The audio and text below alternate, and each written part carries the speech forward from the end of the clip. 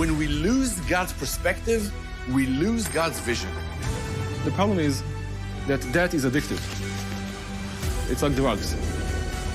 I started to hate everybody who's not a Muslim, especially the Jews. Yeshua taught his disciples to pray, "Forgive us our debts, as we also forgive our debtors." I'm Dr. Erez Soref. I was born and raised in the heart of Israel, but I never heard the gospel message until, on a journey abroad, my eyes were opened to the Jewish Messiah. From that point, my life has been dedicated to bringing this gospel back to my people Israel, equipping them to reach Israel and the world. Together, as Jews and Gentiles, we are one in Messiah, one for Israel.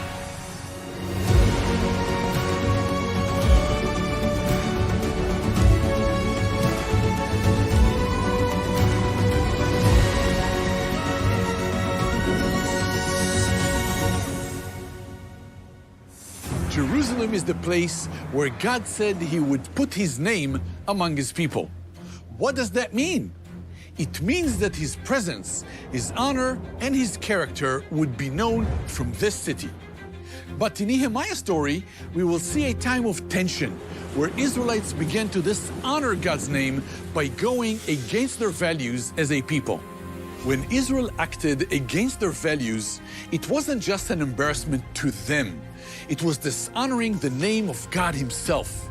In the traditional Middle Eastern world, your name was bound up with honor. To dishonor your father's name through your actions was deeply shameful. Through their actions, Israel began dishonoring God's name and their own name as well. Today, we'll see how Nehemiah led the people of Israel when he identified spiritual compromise. And we'll challenge you with the question, what is your name? As we walk the walls with Nehemiah.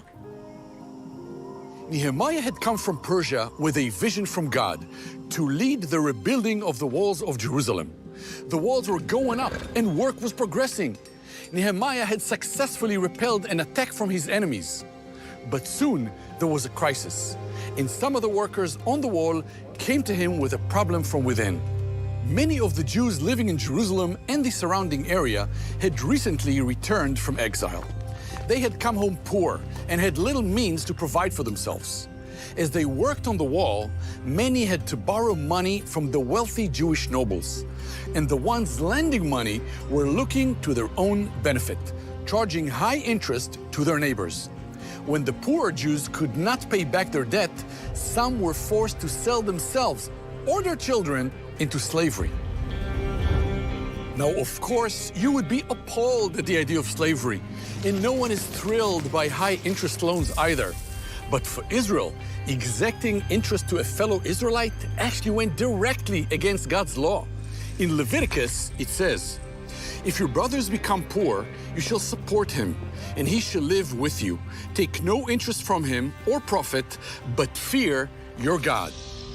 It was against their God-given identity as a people to take advantage of the poor. This went contrary to their name. So the people brought this issue to Nehemiah. What was he supposed to do? They really needed to finish the work, to accomplish God's vision. They had already slowed down while repelling their enemies' external attacks. Couldn't they just deal with this internal issue later, once the wall was done? I mean, yes, the nobles were breaking God's command, but it's not like they were breaking one of the big 10. It wasn't idols or murders or adultery. As leaders running with the vision, sometimes the people's needs seem to get in the way. Some ministries or churches operate like machines, like a business or corporation. But what happens when people inside those machines are suffering spiritually or emotionally? When they're hurt or taken advantage of? Do we have the time to listen, to care for the people more than we care for the program? When we take advantage of the lowly, we are acting in opposition to God. We cannot build God's kingdom that way. Way back in Egypt, the Israelites made bricks to build Pharaoh's kingdom as slaves. Now in Nehemiah's time, some of the Israelites, building with bricks, had become slaves once again. Nehemiah had a choice. Would he attempt to build God's kingdom the world's way, following in Pharaoh's footsteps, on the backs of the oppressed? No, Nehemiah made the difficult choice and stopped the work. He knew his priorities. He would not build for the vision and sacrifice his name in the process. As long as Nehemiah was leading, Israel would be known as the ones who would obey God. Spiritual compromise is more than just flirting with worldly pleasures. It's also putting worldly goals, success, and ambition above God's priorities and God's people. When we lose God's perspective, we lose God's vision. When we lose God's point of view, we lose our view of God. So Nehemiah began to appeal to the fear of God, reverence for his name, in order to bring the people to repentance. Today we are witnessing a spiritual awakening in Israel, unlike anything we've ever seen. Hearts are being opened, lives are being transformed, and the good news of Jesus is spreading throughout Israel. Today we have over 700,000 Israelis subscribed to our Hebrew Gospel channel, making our channel that proclaims Yeshua one of the top YouTube channels in all of Israel. God is opening hearts, but for this ministry to succeed, we need to be supported by prayer, your prayer. That's why we've created a free prayer guide to help you stand with Israel in this vital moment. This 31-day prayer guide will equip you to pray for Israel's peace, salvation, and restoration. God is doing amazing things in Israel. Join us in prayer and be part of this awakening. Scan the QR now to request your free prayer guide.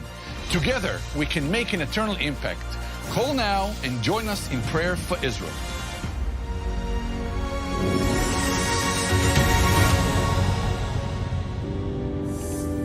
Nehemiah stopped the work on the wall when he realized that some of the richer Jewish nobles were taking advantage of their poor brothers. He gathered the nobles together and said to them, "You are exacting interest each from his brother. We, as far as we were able, have bought back our Jewish brothers who have been sold to the nations. But you even sell your brothers that they may be sold to us. The thing that you are doing is not good. Ought you not to walk in the fear of our God?"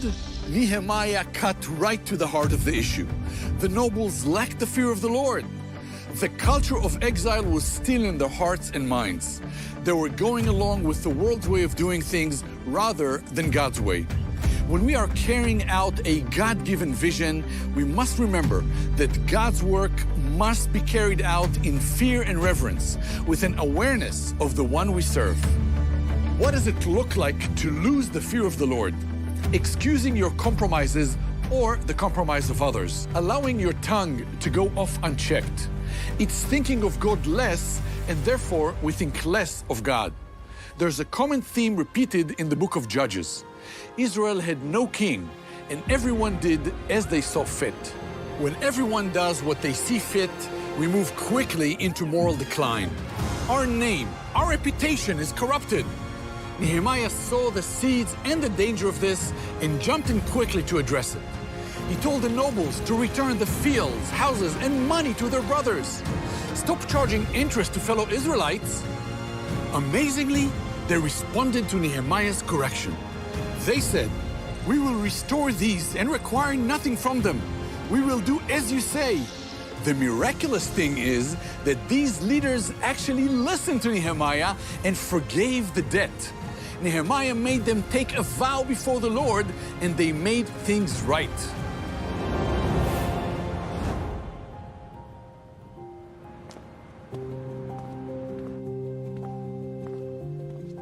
Hi, I'm Rabbi Dr. Aharon Ariel Avi. I'm the Managing Director of the Orthodox Interfaith Center. We're based in Jerusalem, and we work to make religion part of the solution. Well, Nehemiah led the first, what we call Shivat Zion, the return to Zion. That's actually a biblical term. It's not a modern term. The people of Israel went on exile in 586 BC. Around 40, 50 years later, they start coming back. Now, those who came back were not, unfortunately, the wealthiest and the most well-off of the Jewish people. And many of them struggled to survive, struggled to reestablish their lives back in the land of Israel, and they had to borrow money. When you borrow money and there's interest, you get into trouble. It's very easy to get into borrowing money. It's very difficult to get out. And when it's one family, two families, okay, so the community can help them. But if it's the entire community, then the community has a problem. It's actually trapped in debt. And that's what Nehemiah is trying to solve by using the biblical mechanism of debt relief. Why do people charge interest? Because they want to use the resources they have to make more resources. So I'll lend you money, I'll lend you $100 and you pay me back $120, so I made $20. Otherwise, what reason do I have to give you money actually? What's called free loans or no interest loans, they actually go against the basic trait of human nature, of the basic incentive we have to accumulate more wealth. So in that sense, it tells us something about how God views us. It's not only in this, we see it in many, many other parts of the Bible. Human nature goes in one direction, but the Bible challenges us to actually go not in the other direction entirely, but to actually, let's say, override our human nature and be stronger than our animal instincts. To make money, to procreate, to control, to rule, to be violent. The Bible teaches us to actually overcome this. Interest-based loans were pretty common in the ancient world, as they are common today. But what most people don't know is that even debt relief mechanisms were pretty prevalent in the ancient world. This is not a biblical invention. I'll tell you what is the biblical invention. Shemitah and Jubilee, Yovel in Hebrew, it's actually part of the Constitution. So every 7 years, when the sun sets on the last day of the 7th year, all the debts are remitted. Injecting this into the system as a pre-planned mechanism, that's the main innovation. The ideas of Shemitah and Jubilee actually challenge the entire system. We talked about challenging the human nature. Shemitah and Jubilee challenge social nature. Now, what are Shemitah and Jubilee? Shemitah comes from the word lishmot, which means to let go in Hebrew. It's a sabbatical year, which means that every 7th year is a Shemitah year. We don't work the land for 1 year. And the other one is that we commit a debt relief at the end of the year. On top of that, there's Hakel. After the Shemitah year, we gather back as a community once every 7 years to renew the covenant between us and God. And there are other components that I will not go into right now. Try to imagine this. In a society where 97% of the people work in farming and agriculture, now telling a society, not a person, a society, that once every 7 years, you're going to leave the land fallow for a whole year and trust God that it's going to be okay, that's a huge challenge. Now, on top of that, every 7 cycles of Shemitah, the 50th year, that's a Jubilee year. All the slaves are released. No matter how long they've been in slavery, all the slaves are released. It's a complete liberation of everybody. And the second thing is that all the lands go back to the original owner from the beginning of the cycle.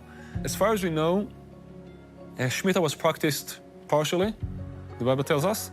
Actually, not practicing Shemitah properly was one of the reasons for the destruction of the first temple, according to Jeremiah. Jubilee, as far as we know, was barely practiced at all because it's such a huge challenge. But still, the idea can serve as a compass and give us a direction for how a rectified society should look like. The problem is that debt is addictive. It's like drugs. If you start with it, and then it's very hard to get out because you need to take more and more loans to cover the previous loans, then you just sink deeper and deeper. So taking another loan to cover the existing loans won't help much. And the Bible, even though it challenges human nature, it does not violate human nature. It inspires us to overcome some of our animal instincts. What we can hope to achieve and what we can and should achieve is an economy based on trust and based on honesty. And by the way, here again, counterintuitively, as opposed to what many people believe, that if you cheat more, you gain more, it's the other way around. Actually, if you look at the work of Professor Yoel Makir, who just won the Nobel Peace Prize, an Israeli economist, the single most important variable determining national economic success, it's not the gene pool of the population, it's not the geography, it's not the climate, it's not the skin color, it's the culture. Now, to be able to innovate, you need to be able to find people you can trust and work with and to take risk. The root cause for economic success and well-being is culture. It's the mindset, which is the offspring of religion and the Bible. It's all built on the presumption of a free market, of free people in a free country. A biblically inspired economy is not a fantasy. If you want to go deeper in Nehemiah's story, we're offering a free 31-day devotional as a companion to this book. Visit the link below to download the free devotional. And don't forget to get the new book, Walking the Walls with Nehemiah. It goes deeper into these powerful lessons of restoration, prayer, and perseverance. Order our new book, Walking the Walls with Nehemiah, and discover how you can pick up bricks and build with God. For a limited time, get our new book, Walking the Walls with Nehemiah, with our devotional companion for a gift of any amount. Scan the QR code on your screen or visit oneforisrael.org/walls. Your gift will help us bring the gospel back to Israel and equip believers in Israel to reach the world. Scan the QR code now or visit oneforisrael.org/walls, and for a gift of any amount, receive these free resources.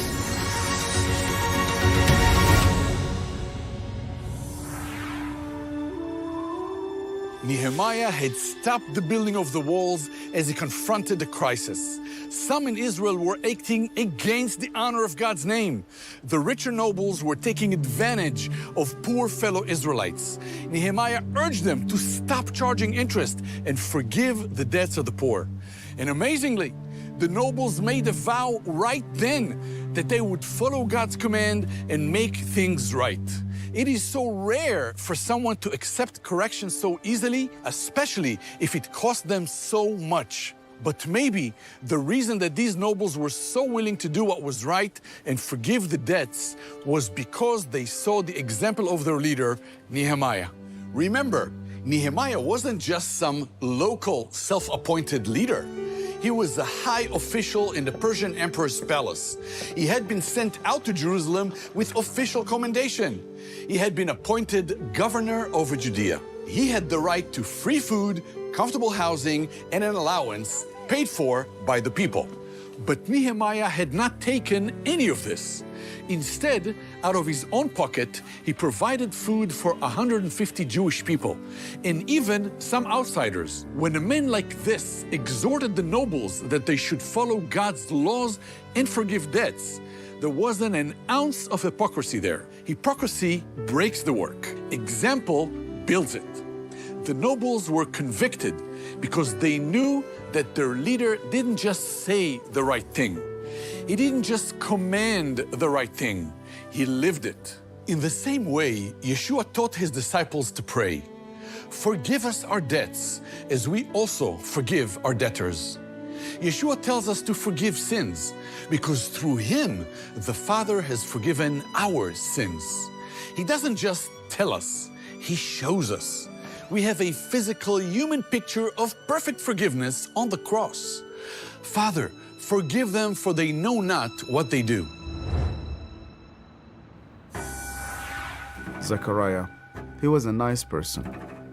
He was a decent person. He was very smart. He was the only Christian in the whole of the school. And I hated him. And because I thought as a Muslim, I must be better than him. But he was better than I. We start to beat him every single day that we come to school. And we agreed on that night, we need to kill him. It was dark, it was cold, and we went ahead of him. And we were 5 of us. We climbed a tree, and we waited there. And from far away, we saw that a torch coming.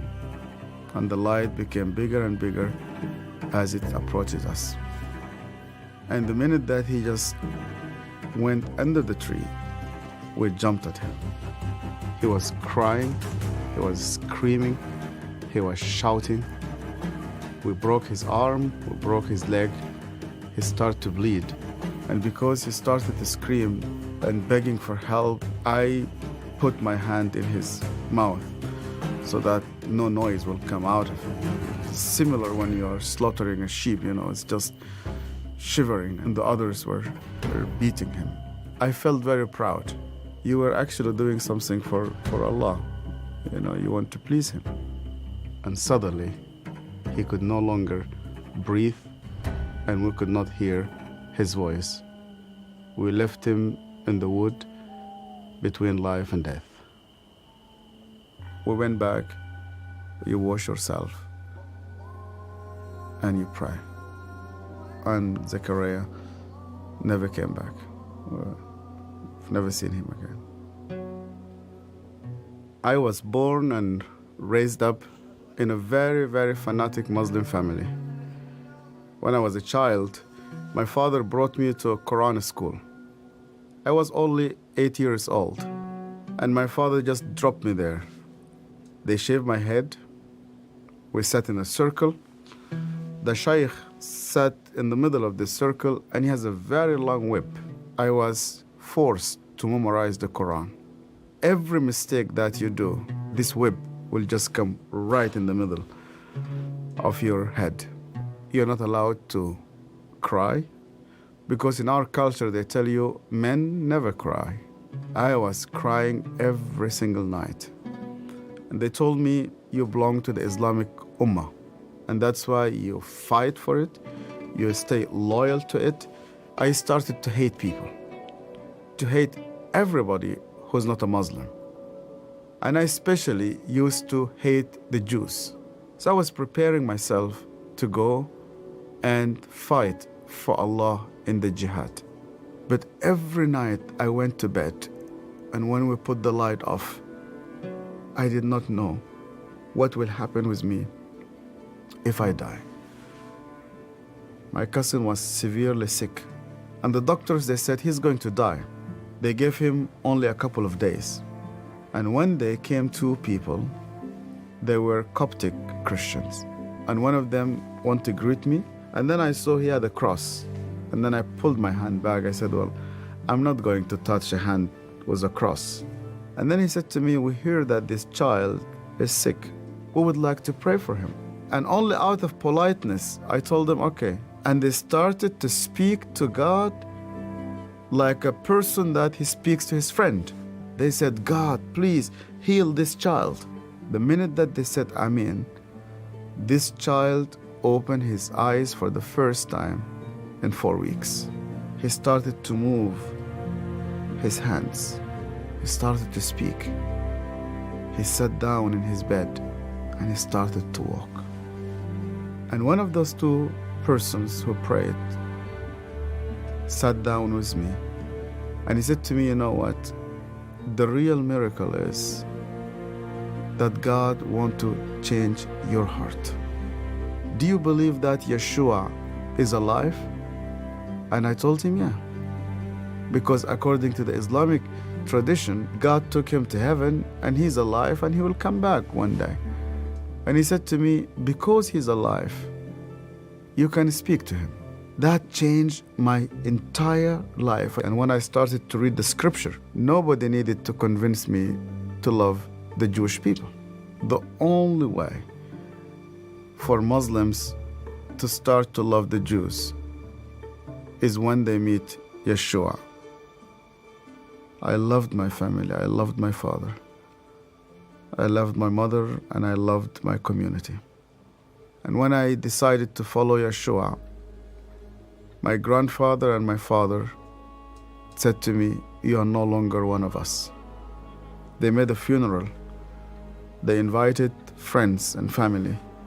They brought a coffin to the cemetery, and they said, our son is dead. To be declared dead with no family. I said to God, where are you? I heard this voice, and this voice told me, you know that the grave where your name is written, you know that grave is empty. And guess what? My grave is also empty. I went to Egypt for the first time after many years, and I was in a pastoral conference. And one of the Sudanese pastors came to me, it's an elderly man, gray hair. He started to speak to me and he asked me, where did you come from? I told him my story. He started to cry. And then I asked him, why are you crying? And he said to me, do you remember me? My name is Zachariah. And suddenly, I remembered him. The last time I saw him, it was in that dark night. I could hear suddenly the way that he was screaming, even though that was 25 years. Suddenly I started to see his broken arm and broken legs. I started to see the scars which I caused him. I started to be full of shame. I was a bad person, yeah. I was terrible. So Zechariah looked me straight into the eye again and he said to me, Yasser, because you hated me so much, I was always praying for you. He opened his Bible, and the minute he opened his Bible, I saw that my name was written in the first page. I hated him. He prayed for me. On that day, God confronted me. He said to me, even before you start to think about me, I was thinking about you. To love those who hate you, you need someone whose name is Yeshua.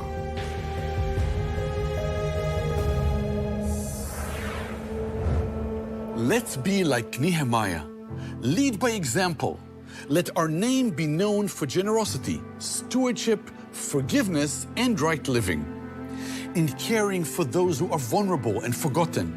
You can't claim God's vision while denying God's character. As Yeshua said, the world will know you as my disciples, not by your big buildings or successful organizations, but by your love for one another. Even if you're not a leader, you have influence on someone in your life. Lead by building God's kingdom God's way. Proverbs 22:1 says, "A good name is to be chosen rather than great riches, and favor is better than silver or gold."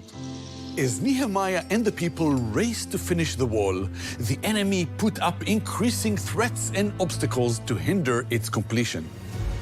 Next time, we'll see how Nehemiah's convictions and values defined how he met those challenges and finished the work.